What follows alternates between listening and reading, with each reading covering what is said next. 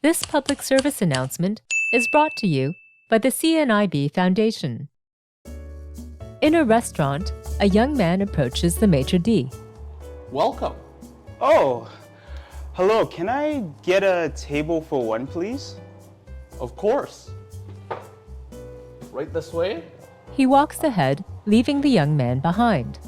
Excuse me. Is it okay if I take you by the arm? That's a bit weird and I'm uncomfortable with that. Why do you need my arm?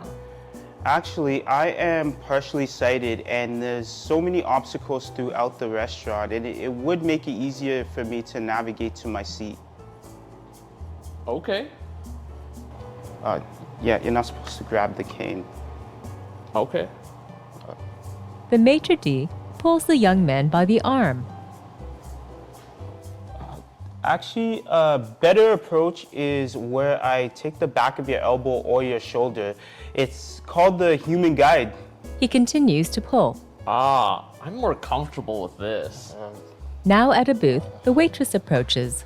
Hi there, what can I get started for you today? Yes, of course. Actually, I didn't get an opportunity to look at the menu beforehand. Is it possible you could let me know what's on the menu? Yeah, for sure. There's just a QR in front of you that you can scan and you can figure out what you can order from there. Actually, I'm blind and QR codes and digital menus are inaccessible to myself. Is it possible you could just verbally read me out the menu? We're like really slammed with the lunch rush right now, so I don't have time to help you with that. She walks away and goes to the maitre d'. What are we gonna do about table 4? I have no idea. Hey there, I'm your accessibility conscience. We have an accessibility conscience? Of course you do.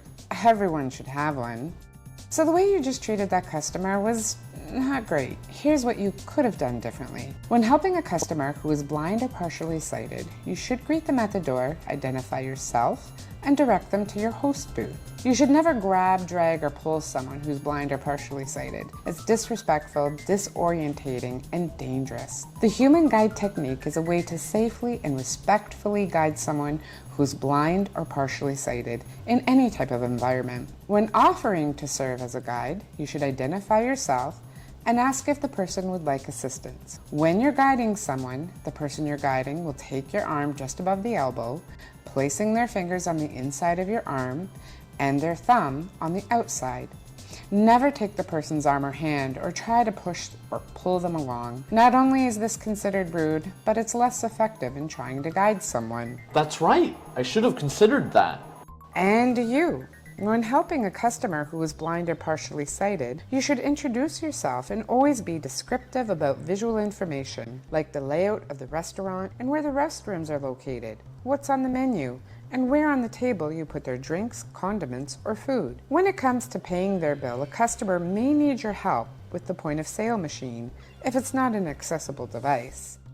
Speaking of which, you should ask your employer about securing an accessible payment terminal for their business. These machines are equipped with enhanced accessibility features like adjusting the font size, brightness, color contrast, audio feedback, and are designed to help people independently navigate the terminal without having to share their PIN or ask for assistance.